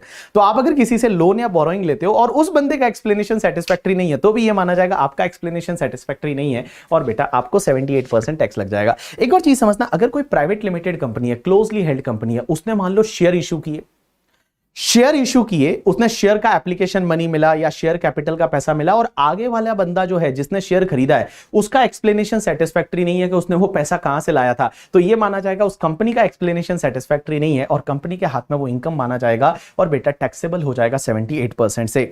Next section 69, that is the unexplained investment. एक बात बताओ, आपने कोई इन्वेस्टमेंट किया, अगर आपने इन्वेस्टमेंट किया, जैसे मान लो किसी कंपनी का आपने शेयर खरीदे और फिर इनकम टैक्स वालों ने पूछा ये पैसा कहां से लाया था, आप बता ही नहीं पा रहे हो, आपका एक्सप्लेनेशन सेटिस्फैक्टरी नहीं है या आपका एक्सप्लेनेशन दे ही नहीं पा रहे हो, तो वो आपकी क्या मानी जाएगी, इनकम मानी जाएगी और 78% की रेट से टैक्सेबल हो जाएगा। Next section 69A, that is the unexplained money और असेट। अब एक बात बताओ, आपके पोजीशन में कुछ कैश मिल जाता है, मनी मिल जाता है, बुलियन मिल जाता है, ज्वेलरी मिल जाता है करके, ठीक है। अगर मान लो आपके पास में कुछ घर पे नोट मिले बहुत सारे करके, ठीक है, मनी मिला, बुलियन मिला, ज्वेलरी मिला और जो बुक्स में रिकॉर्डेड ही नहीं है, आपसे पूछा ये कहां से लाया था, बोला ये तो गंगा में बहाते बहते आ गया था, बोला अच्छा तो हम तुमको गंगा में बहाएंगे, रुको करके, ठीक है। तो अगर मान लो आपके पास में कोई भी money, bullion, jewellery, any other valuable article and things मिल जाता है और आप उसकी एक्सप्लेनेशन नहीं दे पा रहे हो या एक्सप्लेनेशन जो दे रहे हो कुछ भी दे रहे हो करके, ठीक है, तो उस पर्टिकुलर केस में आपके हाथ में टैक्स लग जाएगा 78% की रेट से।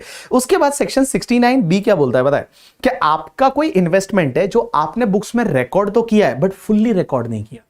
जैसे मान लो आज की डेट में गोल्ड की रेट है, वो गोल्ड की रेट है 1 kg का 60 लाख। अब मैंने गोल्ड खरीदा 1 kg और मैं बोलता हूं मैंने तो 20 लाख में खरीदा है। अरे कैसे 20 लाख में मैं खरीद लूंगा, 60 लाख तो मार्केट प्राइस है। मैंने बुक्स में रिकॉर्ड किया है सिर्फ 20 लाख पे, मैंने बोला 1 kg गोल्ड खरीदा है, तो ये तो गलत है। तो डिफरेंस कितना है, उसकी फेयर मार्केट वैल्यू है 60 लाख माइनस मैंने बोला 20 लाख में, तो डिफरेंस इज 40 लाख। ये 40 लाख मेरे हाथ में टैक्सेबल हो जाएगा eight the rate 78%। Section 69C क्या बोलता है, अनएक्सप्लेन एक्सपेंडिचर। अगर मान लो आपने खर्चा किया, आपने शादी की और शादी में मान लो आपने बर्थडे पार्टी सेलिब्रेट की, आपके गर्लफ्रेंड बॉयफ्रेंड की बर्थडे पार्टी है, बड़े क्रूज पे सेलिब्रेट की, वहां पे 2 करोड़ रुपया खर्चा किया।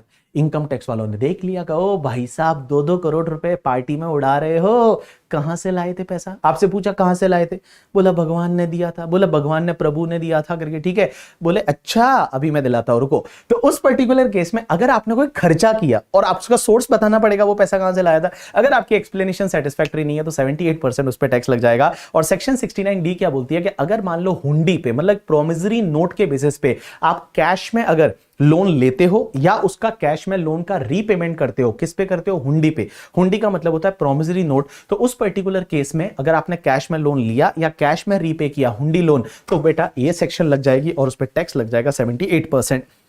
अब नेक्स्ट सेक्शन आती है एग्रीकल्चर इनकम। अब एक बात समझना, एग्रीकल्चर इनकम पहले टॉपिक नंबर 3 में था, बट न्यू सिलेबस में उन्होंने क्या किया, उसको टॉपिक नंबर 1 में ही डाल दिया। एग्रीकल्चर इनकम क्या होती है, तो एग्रीकल्चर इनकम अगर एग्रीकल्चर लैंड इंडिया में है और एग्रीकल्चर इनकम है तो वो पूरी एग्जेम्प्ट है। लेकिन सर एग्रीकल्चर इनकम किसको बोलते हैं, या तो आपका एग्रीकल्चर लैंड है उसको किसी ने को भाड़े पे दे दिया, आपने किसी को लेट आउट किया है, रेंट पे दिया है एग्रीकल्चर लैंड को और आगे वाला पर्सन उस पे खेती कर रहा है, किसानी कर रहा है करके, ठीक है। ऐसा नहीं कि आगे वाला उस पे मूवी शूटिंग कर रहा है, शाहरुख खान काजल के पीछे दौड़ रहा है और बोला तुझे देखा तो ये जाना सनम, बोला ऐसा नहीं बाबू, तो एग्रीकल्चर इनकम नहीं है। मैंने मेरी लैंड किसी को भाड़े पे दी और आगे वाला बंदा है वो उस पर खेती कर रहा है, एग्रीकल्चर एक्टिविटी कर रहा है, तो जो भी इनकम मुझे होगी वो एग्रीकल्चर इनकम है। या फिर मान लो मैंने एग्रीकल्चर प्रोड्यूस किया, मैं पोटैटो वगैरह लगाया और वो पोटैटो को मैंने मार्केट में फिर सेल कर दिया, मैंने पोटैटो उगाया, पोटैटो को मार्केट में सेल कर दिया, तो वो एग्रीकल्चर इनकम है। आपने मान लो चावल उगाए, आपने मान लो गेहूं उगाए, आपने और कोई भी फूड ग्रेन उगाया और उसको मार्केट में बेच दिया, तो वो एग्रीकल्चर इनकम है, एग्जेम्प्ट है। या फिर मान लो आपका कोई ड्वेलिंग यूनिट या कोई फार्म हाउस है, फार्म हाउस को किसी को भाड़े पे दिया, बट फार्म हाउस को भाड़े पे दिया सलमान खान को पार्टी करने के लिए नहीं, फार्म हाउस को भाड़े पे दिया किसी किसान को अपना जो फूड ग्रेन है उसको स्टोर करने के लिए, या जो वर्कर वगैरह जो है उनको रहने के लिए आपने उसको भाड़े पे दिया, तो जो भी भाड़े का इनकम रहेगा वो भी एग्रीकल्चर इनकम है, एग्जेम्प्ट हो जाएगा। As well as the nursery का इनकम। नर्सरी का इनकम मतलब आप पौधे हैं वो पौधे उगाते हो और पौधे उगाने के बाद फिर साइकिल पे ले जाके पौधे बेचते हो कि भाई चंपा ले लो, चमेली ले लो करके, ठीक है, गेंदा का फूल ले लो, अगर मान लो आम का पौधा ले लो, अगर आप पौधे बेचते हो दैट इज द नर्सरी का इनकम है, वो भी एग्रीकल्चर इनकम माना जाएगा। अब एक चीज समझना, अगर मान लो आप एग्रीकल्चर प्रोड्यूस है, उसको सेल कर रहे हो तो एग्रीकल्चर इनकम होगा, सीधी सी बात है। अगर आपने एग्रीकल्चर प्रोड्यूस ग्रो किया है, खुद ने पोटैटो उगाया और पोटैटो बेच दिया, एग्रीकल्चर इनकम। अगर आपने रॉ फॉर्म में बेच दिया तो पूरा ही एग्रीकल्चर इनकम। लेकिन अगर मान लो आप क्या करते हो, उस एग्रीकल्चर प्रोड्यूस को फर्दर प्रोसेस करते हो, मींस आप क्या करते हो कि मान लो पोटैटो है, वो पोटैटो से चिप्स बनाते हो और चिप्स बना के आप बेच रहे हो। अगर पोटैटो से आप चिप्स बना के बेच रहे हो तो एक बात बताओ, चिप्स बना के तो ये तो बिजनेस कर रहे हो, तो पोटैटो से चिप्स बना के बेच रहे हो तो क्या आपका एग्रीकल्चर इनकम होगा? Answer is no. इसमें पार्टली एग्रीकल्चर होगा, पार्टली बिजनेस होगा। अब कितना एग्रीकल्चर होगा, कितना बिजनेस होगा, वो मैं आपको यहां समझा रहा हूं, समझने की कोशिश करना।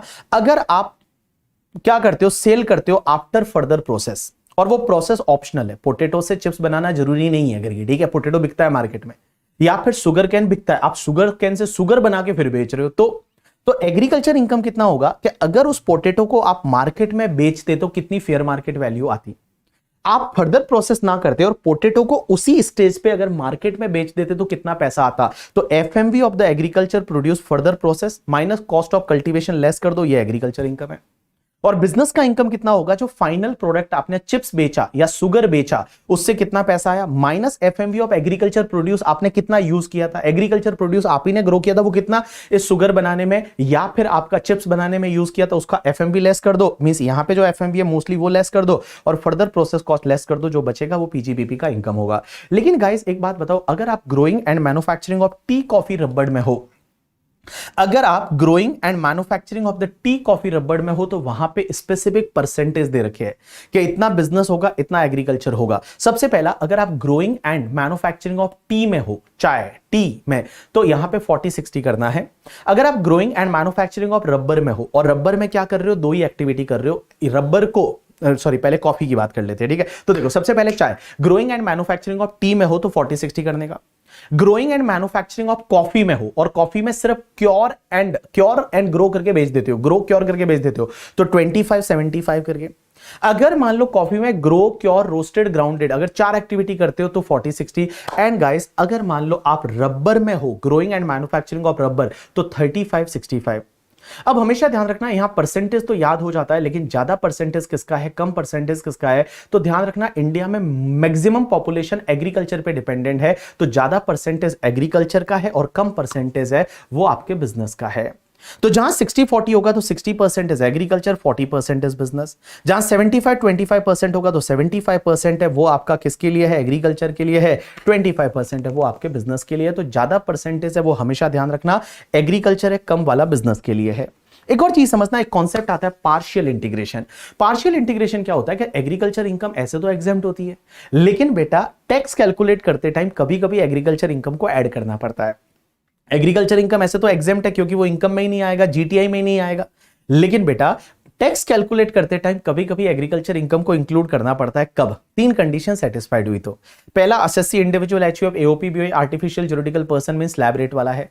नेट एग्रीकल्चर इनकम आपकी 5000 से ज्यादा है और non agriculture income means other income है वो आपकी बेसिक एग्जेम्पशन से ज्यादा है। तो आपको क्या करना पड़ेगा पता है, पहले आप क्या करिए, जो आपकी टोटल इनकम है उसमें एग्रीकल्चर इनकम को ऐड करके और उस पर टैक्स निकालिए, और फिर बेसिक एग्जेम्पशन जो होती है 2,50,000 या डिफॉल्ट टैक्सेशन रिजिम में 3 लाख बेसिक एग्जेम्पशन, तो बेसिक एग्जेम्पशन और नेट एग्रीकल्चर इनकम को ऐड करके उस पे जो टैक्स आता है वो पहले वाले टैक्स में से दूसरा वाला टैक्स लेस कर दीजिए और फिर आप ऐड कर दीजिए surcharge, health and education cess, तो आपका नेट टैक्स पेबल आ जाएगा। तो देखो ये पार्शियल इंटीग्रेशन का कॉन्सेप्ट कब लगेगा, जब 3 कंडीशन सेटिस्फाइड होनी चाहिए।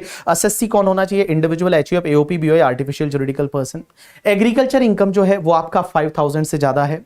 नॉन एग्रीकल्चर इनकम है वो आपका बेसिक एग्जेम्पशन से ज्यादा है। तो आप एक काम करिए, पहले आपकी टोटल इनकम और एग्रीकल्चर इनकम को ऐड करके उस पे टैक्स निकालिए, और दूसरा क्या करिए, बेसिक एग्जेम्पशन में एग्रीकल्चर इनकम को ऐड करके उस पे टैक्स निकाल दीजिए, पहले टैक्स में से दूसरा टैक्स लेस कर दीजिए, फिर आप health and education cess add कर दीजिए, आपको बेटा नेट टैक्स आ जाएगा। So guys this is the completion of your topic number 1 that is basic and tax rate करके। बहुत ही इंटरेस्टिंग टॉपिक था, इस टॉपिक से एग्जाम में अच्छा खासा कवरेज होने वाला है, और 115 बीएससी तो आपका डिफॉल्ट टैक्सेशन रिजिम है, तो इस पे तो आपको ध्यान देना ही पड़ेगा करके, ठीक है।